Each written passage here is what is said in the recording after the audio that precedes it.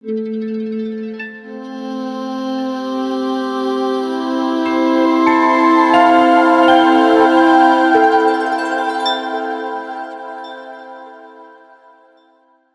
today, we continue part 4 of our series, When the Trumpet Sounds. When you talk about the trumpet, in the Bible, the trumpet is very significant. It's a sign, it's a signal of warning, it's a declaration of victory, and most important, it announces the coming of the King. When the trumpet sounds, everything changes. When the trumpet sounds, everything changes. It marks the moment when Christ returns, when judgment is revealed, and when God's people are gathered to Him. That is why this topic is not just to study. It is a truth for us as a believer to be ready, awake, and faithful. Amen. So today, as we continue from verse 41 to 51, we are going deeper. Amen?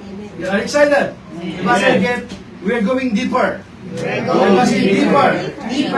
So in this sermon, we will going to understand what it truly means to be ready servants, faithful stewards, and a wise follower of Christ. This is not just about knowing the future. This is about living rightly today in light of His return. So let us open our hearts, stay attentive, as we are going to study His Word on the book of Matthew, chapter 24.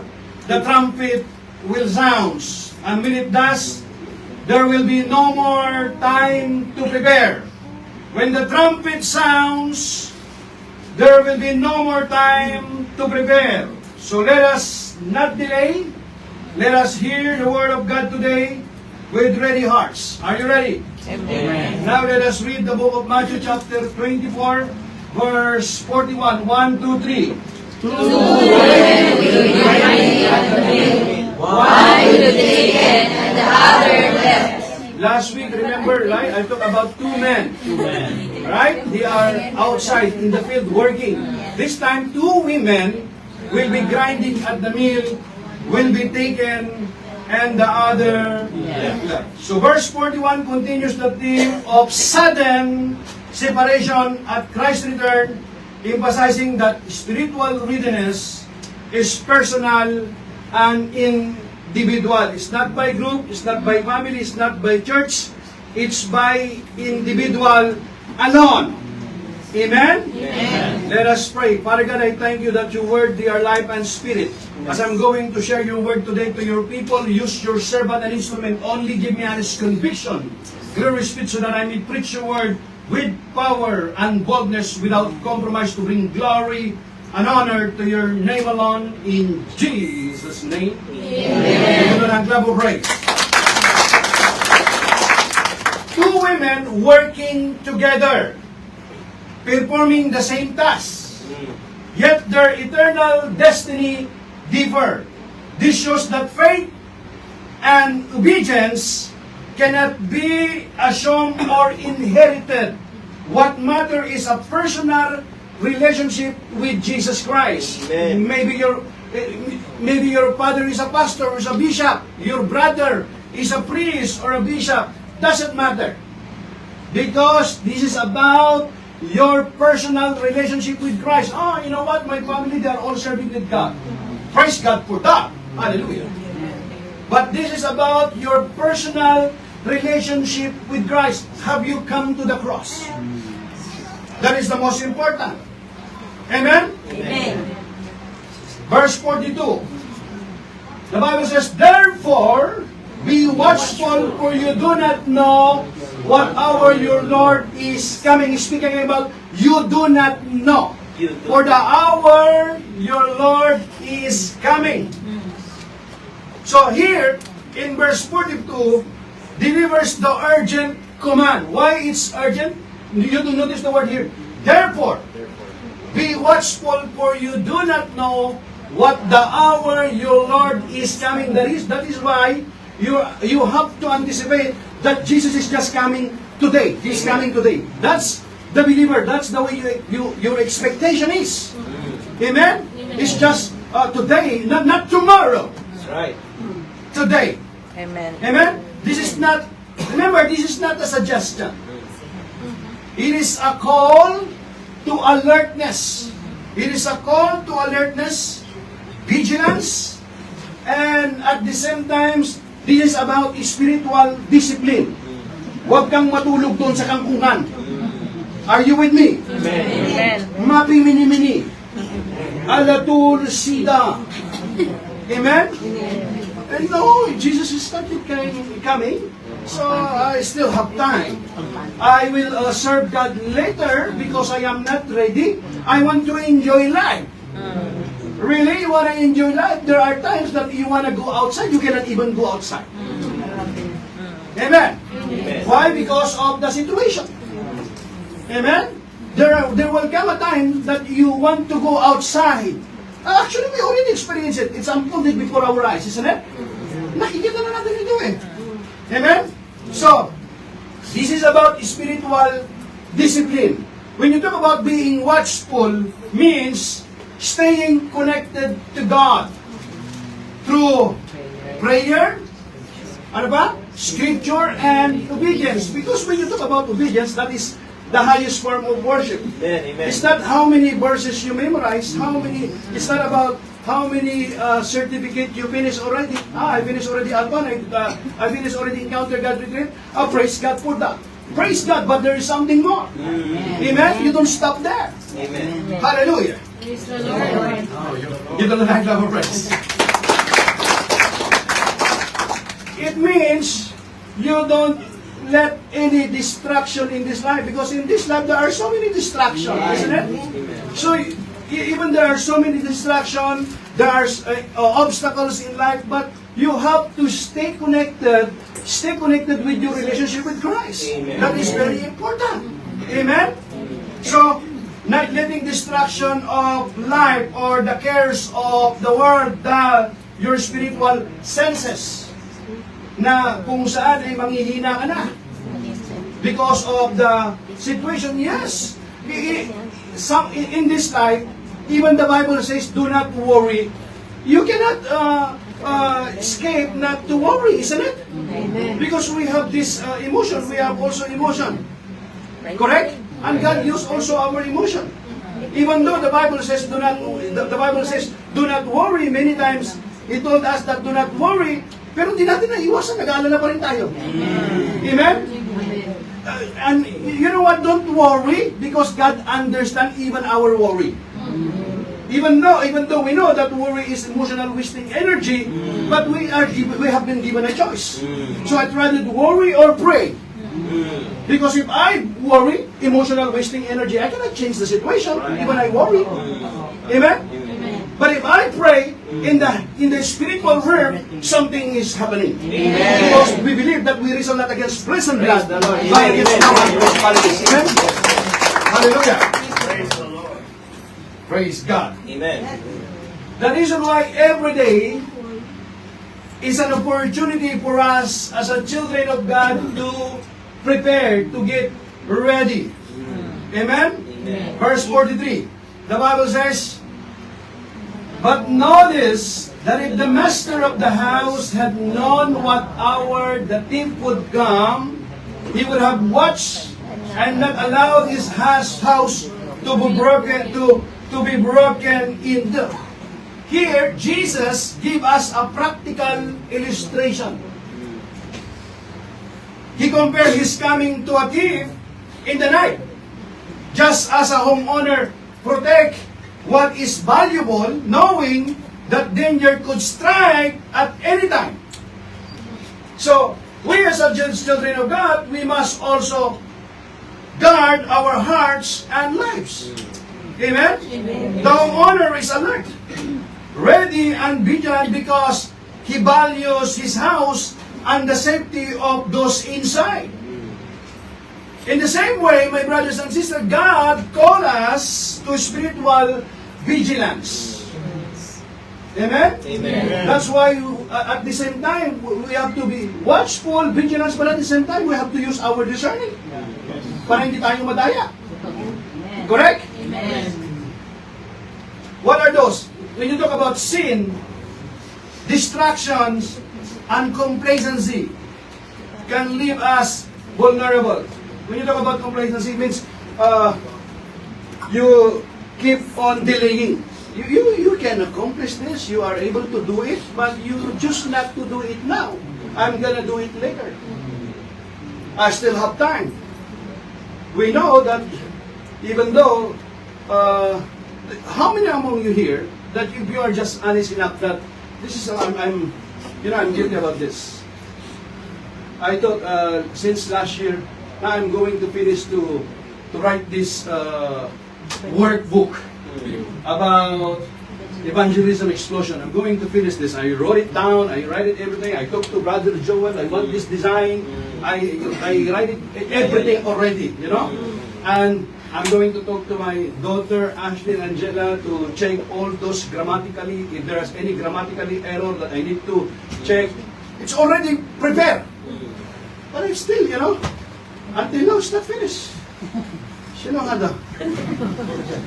And Sister Joy and Sister Ada are still, Pastor, when it will be, don't worry. Just pray for me. Just also intercede for me.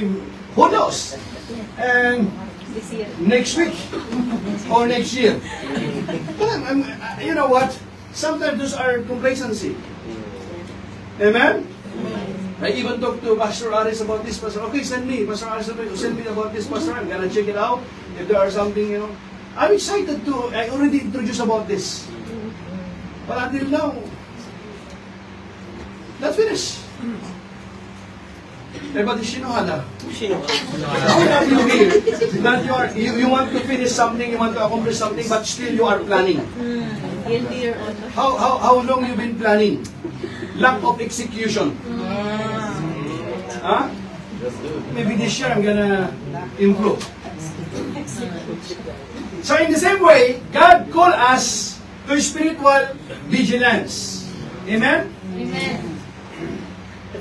Spiritual readiness is not passive. It's not passive. It requires intention. When you talk about intention, means you have to be intentional.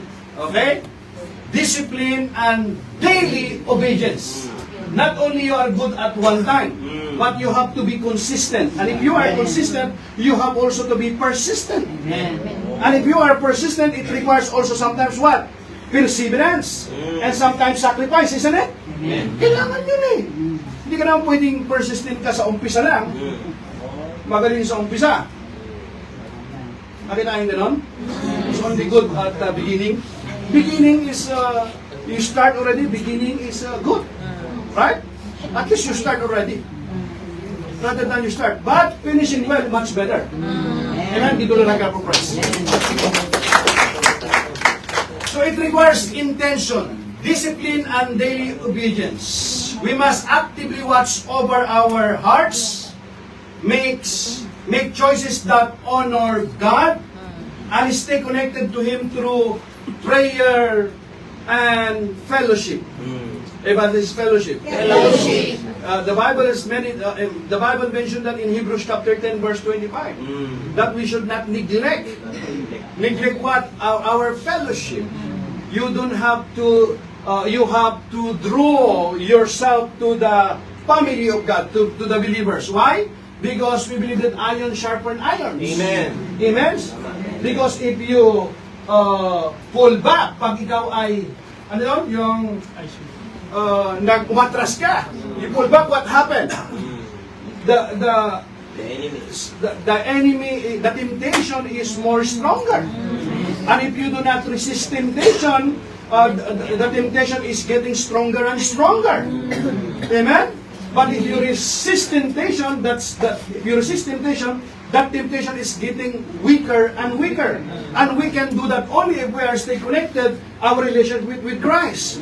Amen? Because if we don't submit ourselves to God, we cannot resist the devil. Amen? That is in the Bible in James chapter 4 verse 7 to 8. Right?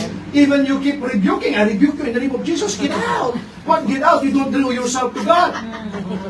We are called what? To draw first ourselves to God. The Bible says, draw yourself to God, resist the devil, and he will flee from you. Amen? So bago siya mag-flee, kailangan mag-draw ka muna. You have to come close to God. Amen. Amen? Dito lang namin guys. So Jesus' point is clear. We do not know the hour of His return. Therefore, we must live each day prepared, faithful, and alert, ready to meet Him. That means you are excited. That's why you hear me many times, even in our prayer. I always tell you, I want Jesus will come today. Amen? Hallelujah. So our hearts and lives are the house we must protect until He comes. Verse 44.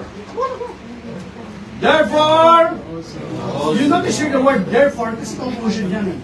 Therefore, you also be ready, for the Son of Man is coming at an hour you do not expect. Many times, paulit-ulit yan sinasabi ito. Kapag paulit-ulit, many times, it mentioned this, you have to be watchful. Kasi seryoso siya. Amen? Amen. Here, Jesus brings the message to a personal and urgent conclusion. He calls each of us directly. You also be ready. So readiness is not optional. It is a daily, personal responsibility. Just as the homeowner must watch for the thief, we must live in constant spiritual vigilance. Our relationship with Christ, our obedience, and our faithfulness cannot be delayed or assumed. Because the return of the Son of Man will come unexpectedly at a time we cannot predict. This is why Jesus emphasizes preparation, not fear, but faithful living. That is in opening prayer today of Sister Jed, right? Not to be fearful, but faithful living. Amen? Dito na lang ako, praise. So in simple terms, we may go about our daily lives doing normal things, but eternity is real. Every choice matters. Every moment counts. Being ready means our hearts are wholly committed to Christ. Our lives reflect His Word, and our faith is active and living. Amen? Jesus wants us to live expectantly, not casually, so that when He comes, we are found faithful and prepared. Look at your neighbor. He's faithful, right? That's faithful. Amen? Everybody say, I am faithful. Everybody say, I am loyal. I am faithful. And prepared. And then ask your neighbor, really? Are you faithful? Why you are doubting? Amen? Yan ang gusto ng Panginoon sa atin, faithful. Diba? How do you know, it's easy to discern. It's easy to discern if someone is faithful and loyal. Right? It's easy. How do you know that if someone is faithful? If he is available. If he's not available, how could you become faithful? How could you call someone faithful if you are not available? Amen? Amen. Now, everyone says, I am available. I am available. I'm not asking those single, wants to get married. I'm asking they are available to God. Amen. Ito na lang ka po, praise. Praise God.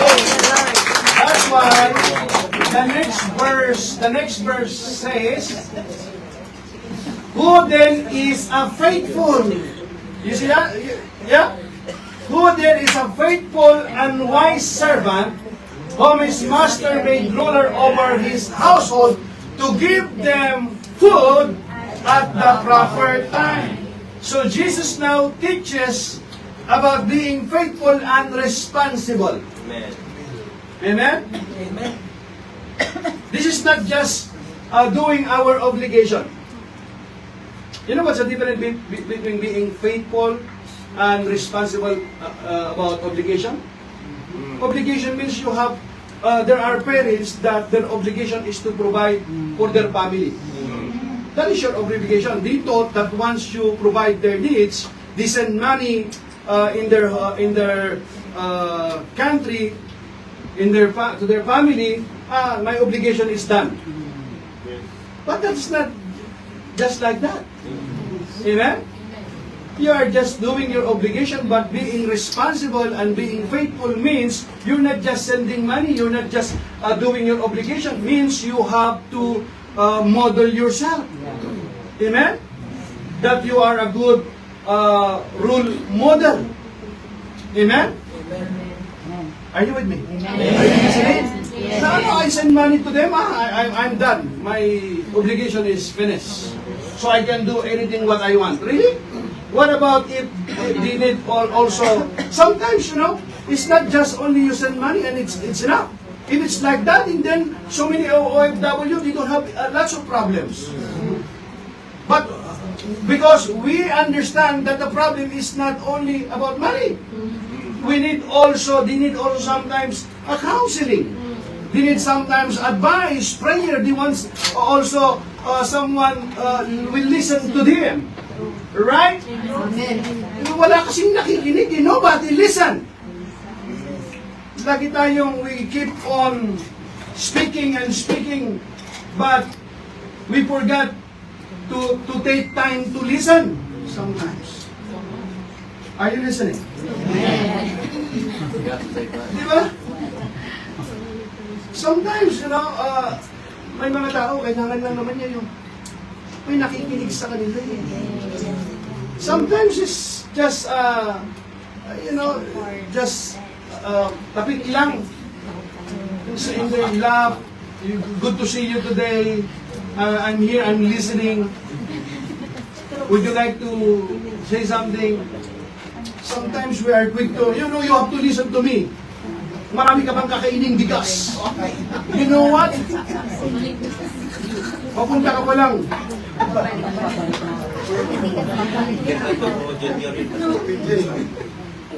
Amen? Jesus now teaches about being faithful and responsible. Now, I go to church, so praise God. I have free time, I go to church. And sometimes if you don't can go to church, you even feel guilty. You know what? Jesus doesn't want us to feel guilty. Amen? He wants us, if you come just like this gathering, He wants you to enjoy. Yeah, amen. Enjoy His presence. Yeah, amen. Not to condemn yourself. Yeah, amen. Amen? But He wants you to enjoy His... you know what? That we are called not only to enjoy life, but also to enjoy life. Amen. Ano naman puro pasakit lang? Amen? We thought, I am a believer, so it's okay that, I will face this persecution. Many believers thought that it's only about persecution. Yes, there is persecution, but there is also joy in the presence of our King. Amen. There is also joy serving in the ministry. That's why our requirement is very simple in our church. We are always reminding you that in any ministry you belong to, if you are in ushering ministry, if you are in a cook, you are in a worship team, I want you number one requirement is what? I want you to enjoy. Just enjoy what you're doing. How do you like that? Right? Now you have to finish this all. 1, 2, 3. You must go to 1, 2, 3, 4, 5, 6. So many requirements. Yes, those are important requirements. But God wants us to enjoy. Amen. To serve Him, right? Amen. And what is the number 2? Do your Do best. your best. Don't do something without giving your best. Especially if you're doing something to God. Amen? Make sure whatever you do for the Lord, you have to give your best. Amen. Because the Lord deserves The best. Ito na ang praise. Amen. So the faithful and wise servant is someone who does what God asks and take care of what He has entrusted to them. Being made ruler over his household means God gives responsibilities not for selfish gain, but to help and care for others. That is the very purpose why God bless you, in order also to bless others. Kaya kami nagpapala ng Panginoon para maging daluyan ka rin ng pagpapala. Yan ang gusto ng Panginoon. Amen? To give them food at the proper time shows that God wants us to teach, guide, and encourage others in His Word, giving them what they need spiritually at the right time. So in short, God called us to be ready, responsible, and helpful not only for ourselves, but also for those He has placed in our care. Amen? Yeah, that's why you don't need to, Lord, use my life, Lord. Bring me, Lord, in Africa. Bring me, Lord, in Pakistan. You know, bring me there. Just only in your family. Use my life, Lord. Oh, hallelujah. Use my life, Lord, just only around you. Start being faithful. If you are a mother, be a faithful mother. Isn't it that God, we are steward? Amen? If you are a mother, then be a faithful mother. If you are a wife, then give more time to your husband. And listen. And respect. Amen? Because that was your husband want. Amen? Doesn't want you to always to hear, no, I love you, I love you. Even you don't say, I love you. If you respect, he know automatically that you love him. It's right. And if you are also a husband, if you are also a husband, also you have to also show honor to your wife. Let them experience the love that you're talking about. You have to be available to them also. And learn to listen and just be with them. Amen? Parang ako. Sometimes.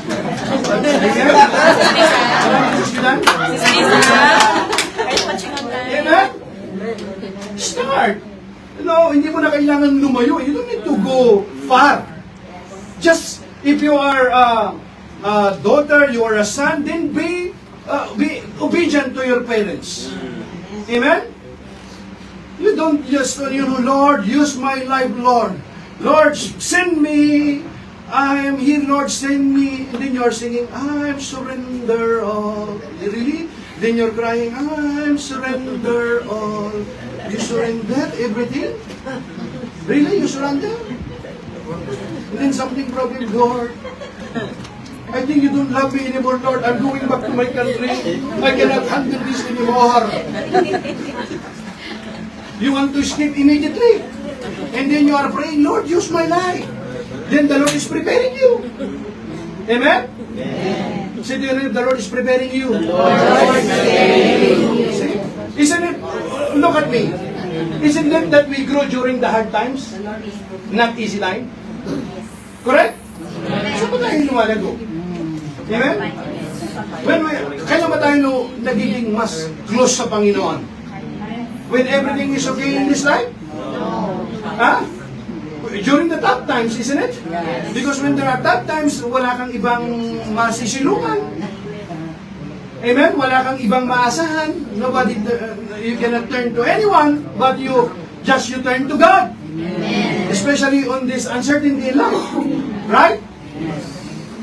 Verse 46, the Bible says, bless, everyone say bless. Bless. See?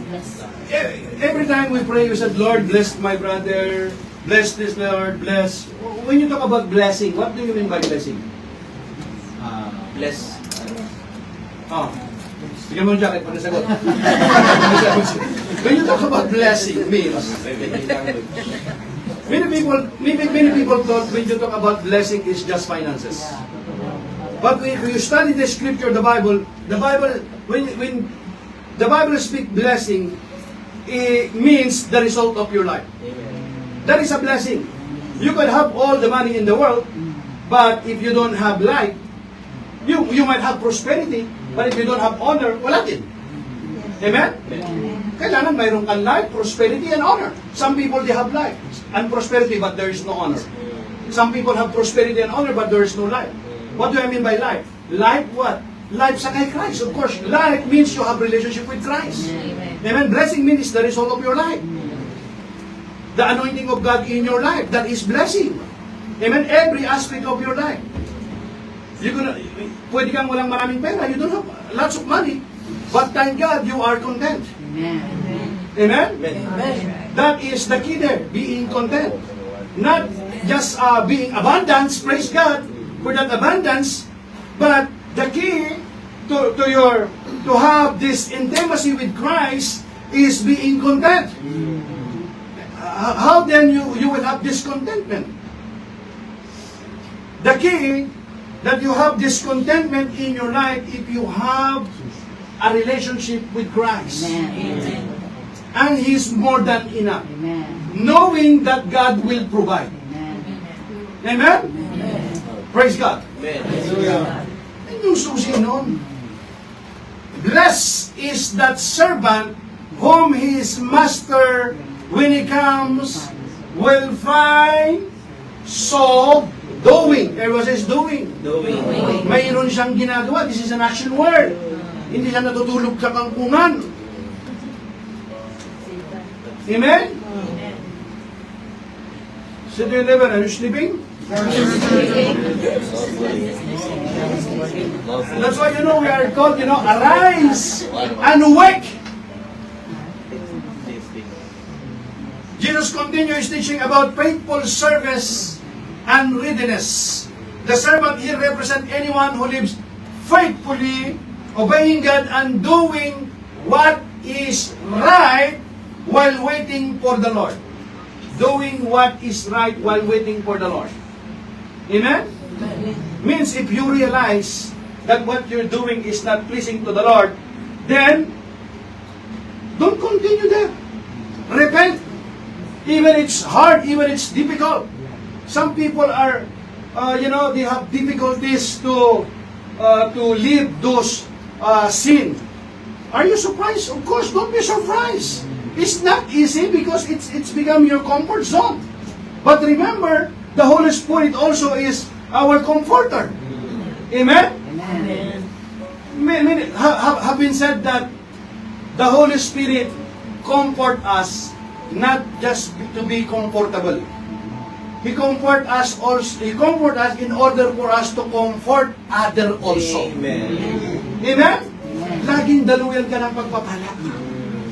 You become a blessing, a channel of blessings to others also. Amen? So when He comes, we'll find so doing means the servant is actively living in obedience at the time of the master's return. Not just occasionally or when it's convenient. The word blessed shows that God rewards faithfulness, those who remain faithful and diligent in serving Him, and others will experience His favor and blessings. God is looking for faithful servants. And I believe still there are so many men and women of God who continue to be faithful in serving Him despite of obstacles and trials they are facing in this life. Amen? Hallelujah. God is looking for faithful servants, not lazy or careless ones. Our reward is in being found faithful when Christ returns. Verse 47. This is Jesus speaking. Truly I say to you, He will make him ruler over all His goods. Jesus now shows the reward of faithful service. The servant who is found doing his duty when the master returns will be blessed with responsibility and trust. Ruler over all his goods means God will entrust more to those who are faithful, giving them greater influence and opportunity to serve in His kingdom. So this teaches us that faithfulness is not just for the present, it is eternal value and brings honor in God's eyes. So obedience and diligence are rewarded. Diba says, obedience and diligence are rewarded. Hear me, whatever you do for others, God will do for you. That is a principle. That is a basic principle. Sowing and reaping. Whatever you do for others, God will do for you. God honors those who stay faithful and entrust them with more in His kingdom. Alam naman yung katamad-tamad ang pagkakatiwalaan niya. Of course, those who are faithful and diligent.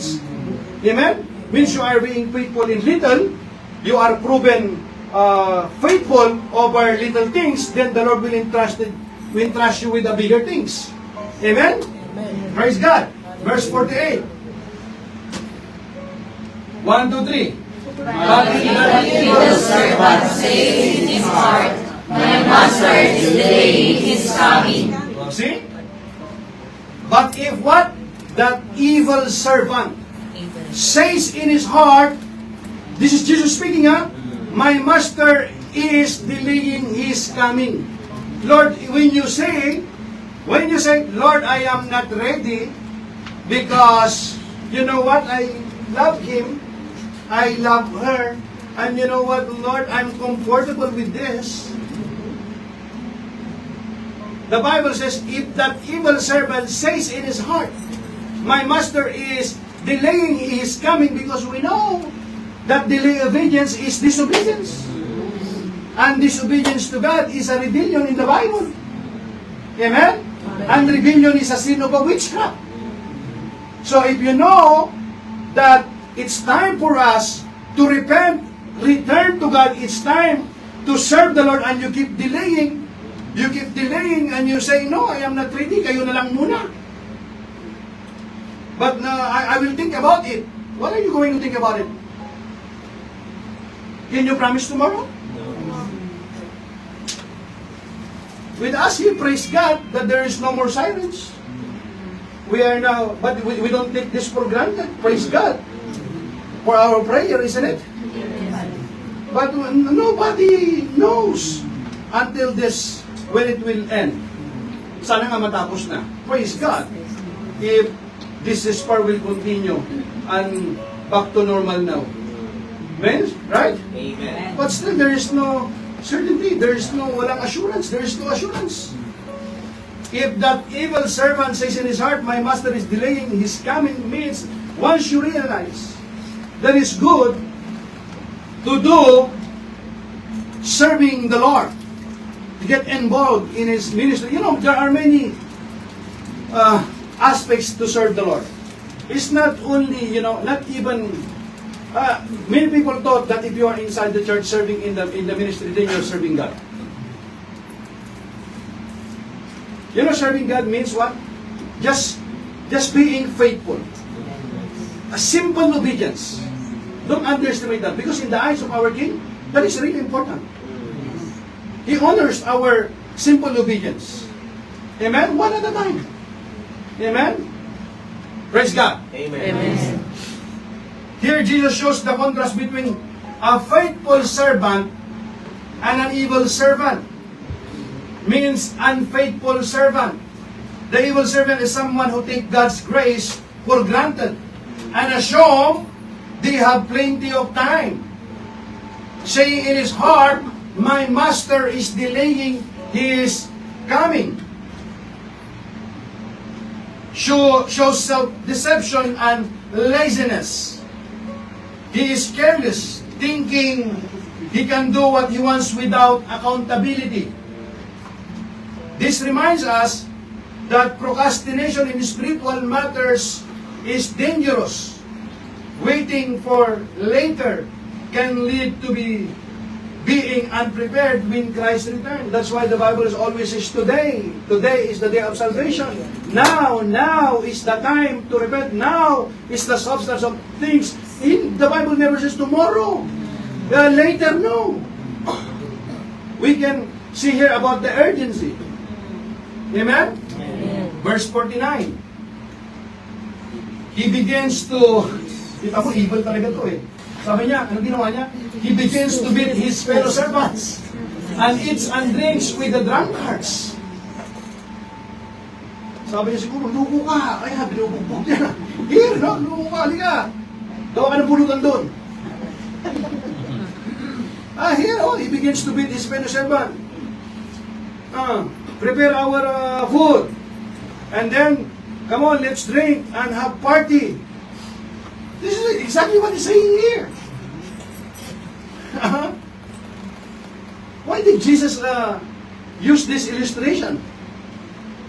Because life must go on. No, continuation buhay. Not knowing that his master will come anytime. Amen. Are you with me? Amen. So Jesus now describes the behavior of the unfaithful servant. We know that this unfaithful servant is selfish. These evil servants, abusive. How do we know that he's abusive? Because he begins to beat his fellow servants, taking advantage of others instead of serving faithfully. With his fellow servants show oppression and neglect of responsibility. He is cruel. Instead of caring for what God has entrusted to him. Eats and drinks with the drunkards. Sabi ba niya? Alright? And eats and drinks with the drunkards. Illustrate living in indulgence and sin, focusing on worldly pleasures rather than God's work. Means he doesn't have the conviction of serving the Lord. He's just thinking about himself, not knowing that one day his master is coming. Amen? The unfaithful servant misused the time and responsibilities God has given. He lives carelessly, thinking there is no immediate accountability, but his actions have consequences. That's why the Bible says, do whatever you want to do. Just remember that there is a consequence. Gawin mo ang gusto mong gawin, pero tandaan mo lang, ipagsusulit mo ang lahat sa Panginoon. There is a consequence. Amen? Last verse. Yan na. Natapos din yung Matthew chapter 24. Praise God! You think this is, we're thinking, chapter 4, praise God, Pastor, the trumpet will sounds, part 4 na. Wala nang kasunod. No, this is until part 7. Because I'm going to preach also the 7 trumpets. Still, we're not finished yet. Because I know that trumpet will sounds one day. Hindi pa nga ako nakakalahati. Nasa Matthew chapter 24 pa lang tayo. We don't even read the book of Revelation. The book of Apocalypse. The Lord is, the Holy Spirit is just, I have the prompting of the Holy Spirit that, this man, I have to read the book of Revelation. I said, this is good time to read the book of Revelation, Apocalypse. Especially when you learn about eschatology, about the end times. It's been a long time, I'm just, So, verse 50. Are you excited in last verse? Amen. Can we read it all together? Praise God. 1, 2, 3. The master of the servant will come one day when he is not looking for Stop. him. The master of the servant will come. When? One day when he is not looking for him. When? On a day when he is not looking for him at an hour that he is not. So sure, there's an assurance here that the Master will come. Amen? Jesus now emphasizes the suddenness of judgment for the unfaithful servant. The Master come unexpectedly. Sigurado darating siya. Pero darating siya sa panahon na hindi siya ready. Amen? Ganun yun. So if you are not in the church, no, many people that, I'm in the church, praise God, I'm covered here. Praise God. What about if you're not in the church? Baka maya, sinisigaw-sigaw mo yung ano mo. You just keep yelling someone of your co-worker there. Go there, go there! Assalamualaikum. Alaikum salam. How are you? How are you yung mukha mo? You say fine. Slowly. Zen. Ngiti na nga lang, parang kayo pang umili. What do you want? You want to pay something? Someone to smile? Amen? Sit down over. Slowly.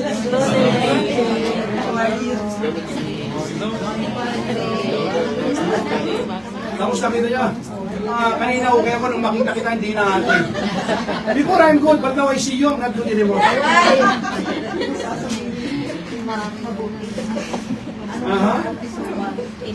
The Master comes unexpectedly, just like Christ's return. The servant cannot predict the time.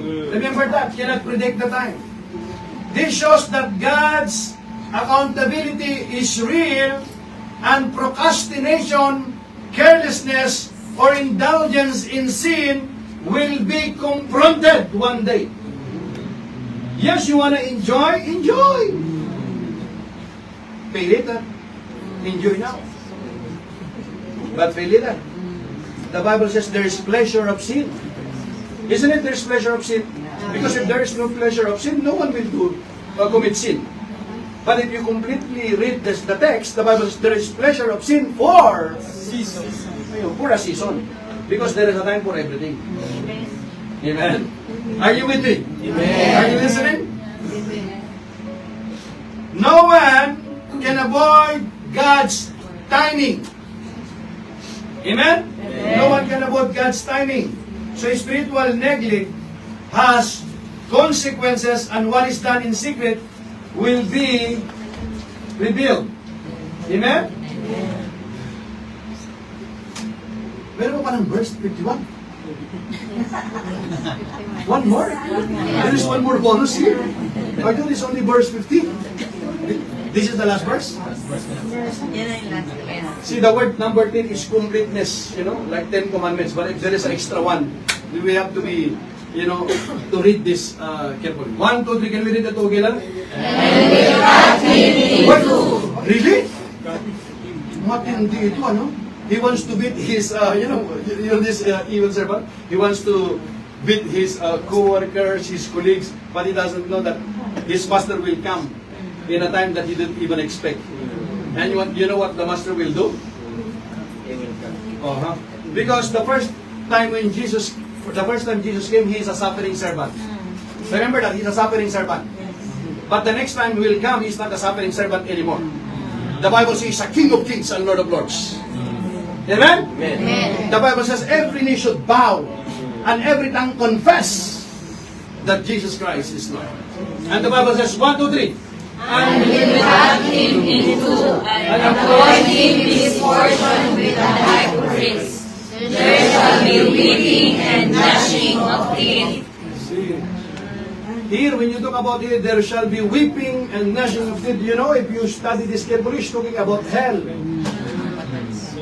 Here, Jesus shows the serious consequences of being unfaithful and careless.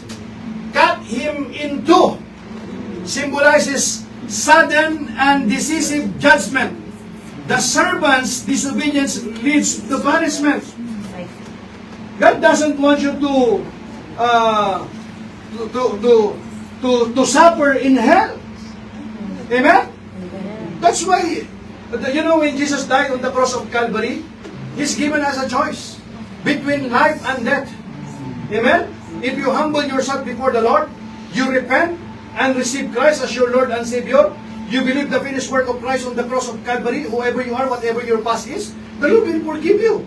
But if you don't want it, He will not push Himself with you. If you don't want to believe on that, it's up to you.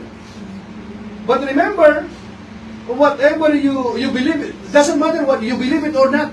Once the Word of God has been preached, it's already powerful. And He's coming as a judge and king one day. Amen?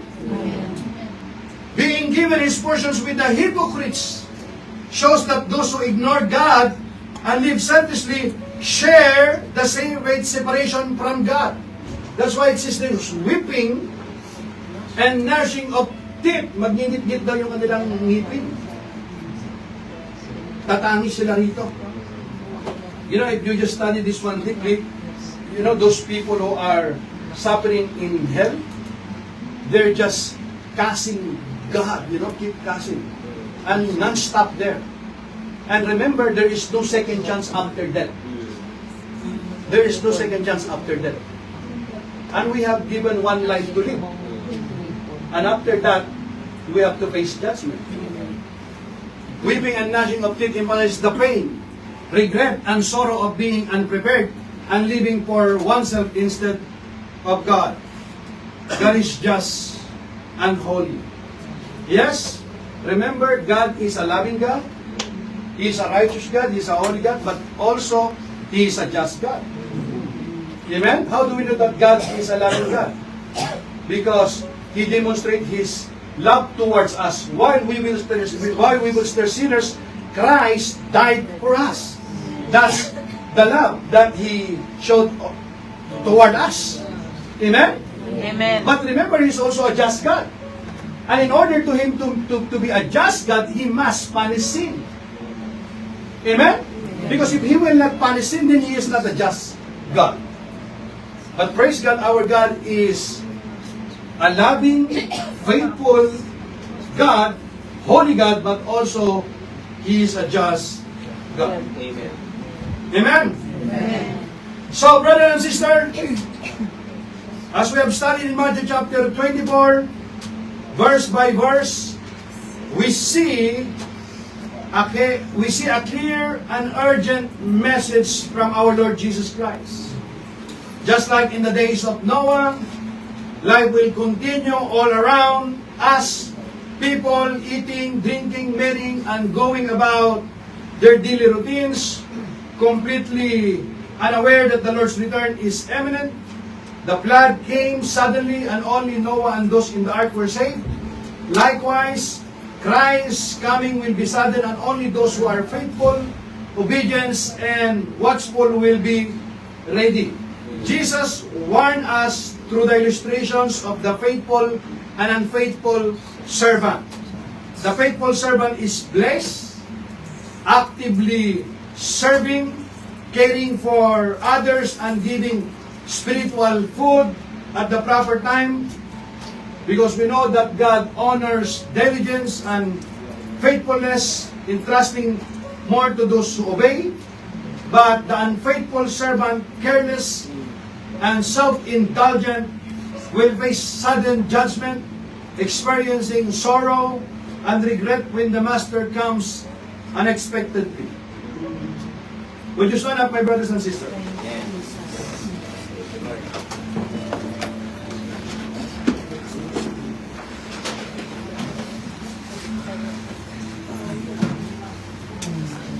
So don't wait. Don't delay today, the day of salvation. Amen.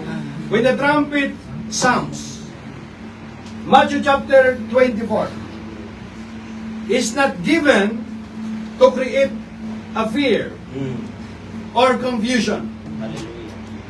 It is given to awaken the heart of the church, His people. Awaken it.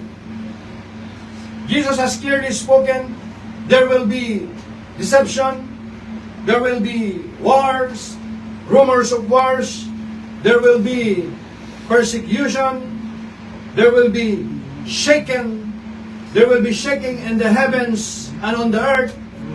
But above all these things, one truth remains. One truth remains. Unshakable. Jesus Christ is coming again.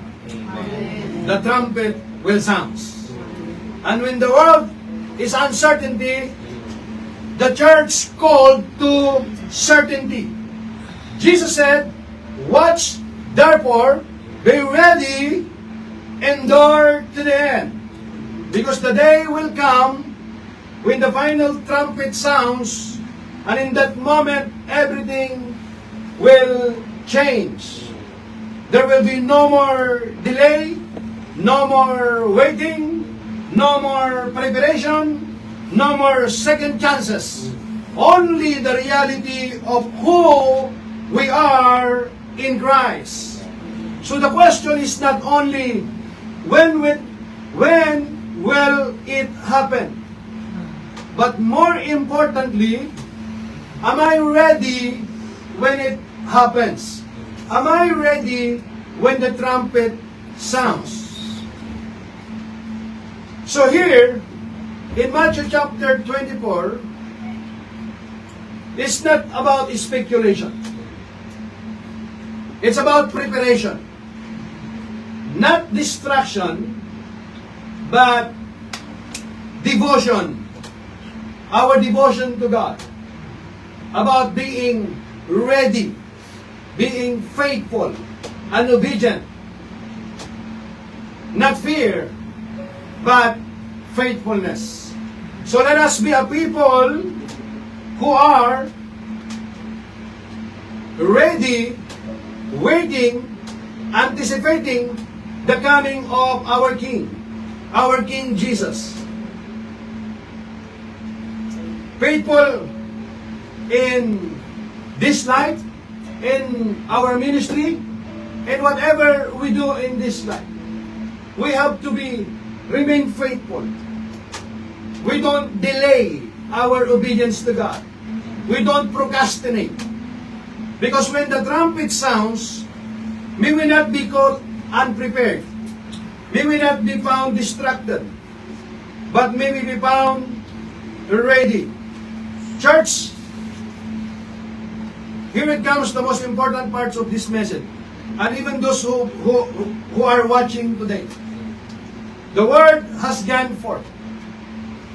And now the Holy Spirit is calling for response. Because prophecy is never meant to end in information. It must end in transformation. Amen. So right now, whether you are here in this gathering or watching online, this is your time to examine ourselves before the Lord. Not to doubt, but if we know if there are sin that needs to repent, this is our time.